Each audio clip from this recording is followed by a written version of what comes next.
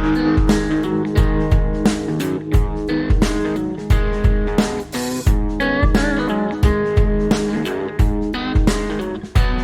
morning. Here at RE/MAX Vanguard, Dana Copeland coming at you, Team Copeland, here with Paul DeSimone. How are you, Paul? Doing good, Dana. How are you? Fantastic. Wanted to chit-chat this morning. The real estate market has changed. We've come out of just tremendous appreciation. So where do you think about the market currently? You have any idea where you think it's going? Well, I think that the big thing with the market, from what we see, is that we're coming off of a very fast market, if you will, low inventory, homes being sold at a rapid rate, well above list price. So that's the measure that most buyers in the market now have as the standard. Sure. So now we're getting down to a market that's probably a little bit more manageable as far as real estate goes. Go back prior to this market, maybe even a few years prior to that, before we were building up on that market, where you really have to market a property. I think buyers are getting a little bit more cautious. They're looking at what their monthly payments are, and unfortunately they're comparing what those payments are going to be to what it would have been at a 2.5% interest rate, sure, finance rate, rather than what the rates are being offered today, rather than looking at all the other aspects as far as purchasing a home. So buyers are getting a little bit more cautious about making that purchase and making that leap. So until that evens out and they can adjust that with the other economic factors that are going on too, all that comes into play. So buyers are a little more hesitant. Sellers still want to get above market price for their home. They're getting hit with the reality that those prices, they may not get those, so they have to look very closely at what the market is going to allow them to sell their house for, based on the competition, based on the willingness of buyers to want to purchase, and then they also have to put that into consideration about what their urgency is to sell their home. Do they have time for it to stay on the market for a little bit longer period of time? Do they have the benefit of enough equity in their home to play with the price so that it becomes more marketable? Are they willing to offer up some incentives to attract a buyer to come into and purchase this home, vice other homes that are on the market too at the same time? So from our perspective, it's just putting realtors in a situation where they have to do what realtors are being paid to do. I think that's a great point, because we came out of a market where really, in large part, all you had to do was throw a property in MLS, multiple offers. Oftentimes, properties were selling or had multiple offers before they even hit the market, and, right, and then they sold, as you stated, for over ask. So I think the real value of a realtor now comes back into play, where how you can market the property, what you can do as a professional. And that would hold true for a lender too. That's when lenders and realtors need to start holding hands, where you can do 2-1 buy downs or buy down the interest rates. So let me talk about interest rates a little bit. I heard a comment the other day, which I thought was apropos at a caravan, was you fall in love with a house, but you date the rate.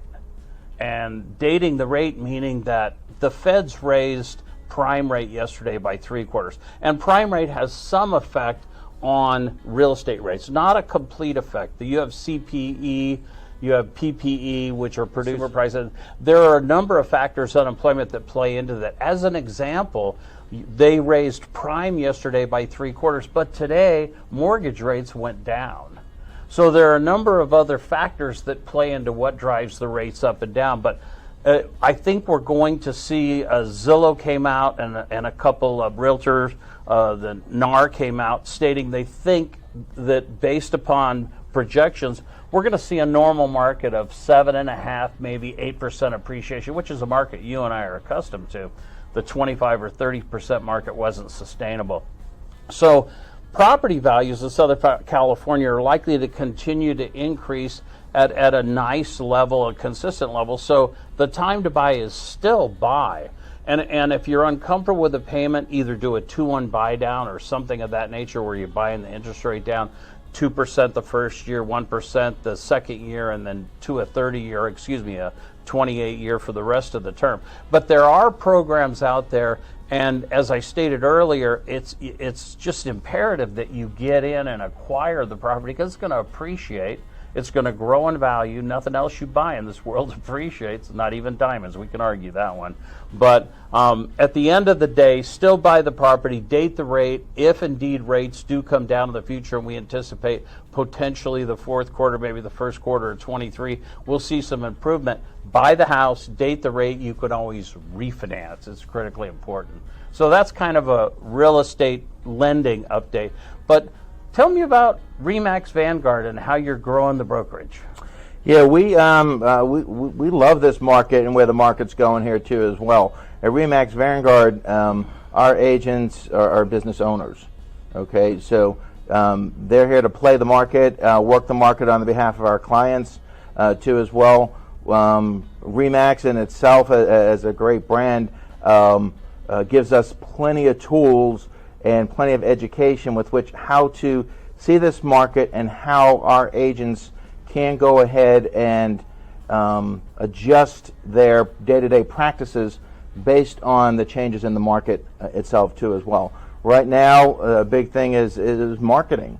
Okay, the buyers aren't out there, so how do you go ahead and market your listings to attract the buyers and make that listing attractable to the buyer? Same thing for a buyer's agent. How do you go out and you do that extensive research in order to find homes that meet your buyer's needs, too as well? Working with the right kind of lenders in order to have it financially beneficial, for the buyer too. RE/MAX, we offer the tools, for our agents to be able to do that. Most of that all comes with being an associate with RE/MAX, too as well. We're getting ready to transition from one tech suite into another tech suite here in the next, say, 6 to 8 months or so. I anticipate us going to a KV Core platform for our websites and for our marketing, as well as our CRM product too as well. That's a great evolution for us, and we'll be very, very competitive as far as lead generating goes and being able to be out there in front of the buyers and sellers that are looking to get into the market now too as well. Staying in front of the market and being educated on what changes are going on in the market, we've got a ton of resources available to us through coaching avenues and also through the awareness that RE/MAX feeds us as a brand too as well. You undersold the biggest intangible, and that is I spend a lot of time with the agents in RE/MAX Vanguard, and Paul comes with a wealth of knowledge and wisdom. He's a hands-on broker. He's there as a resource to answer any questions, and all of his team would say that he accomplishes it all based upon the fact that he takes care of his clients. If you're going to make a career change or look at jumping into real estate, you need to get a hold of Paul DeSimone with RE/MAX Vanguard. Thank you and have a great day. Thanks, Paul. Thanks, Dana.